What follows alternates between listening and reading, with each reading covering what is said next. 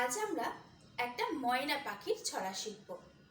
তোমরা জানো তো, ময়না কথা বলা পাখি, মানুষের কথা নকল করতে পারে। এইরকম ময়না পাখিকে নিয়ে তোমাদের ছড়ার ভুবনে বইতে একটা ছড়া আছে, পৃষ্ঠা নম্বর ৮, ময়না, কবি প্রেমেন্দ্র মিত্র। আগে আমি ছড়াটা পড়ছি, তোমরা সবাই মন দিয়ে শোনো। ও পাড়ার ময়না কেন কথা কয় না, জানলাম ইতিহাস ঘেঁটে। ভুল করে একদিন খেয়েছিল আলপিন, সেই থেকে গলা গেছে এঁটে। এইবার যেভাবে ছড়া বলা হয় সেইভাবে আমি বলছি, তোমরাও সেইভাবেই বাড়িতে অভ্যাস করবে। ময়না, কবি প্রেমেন্দ্র মিত্র।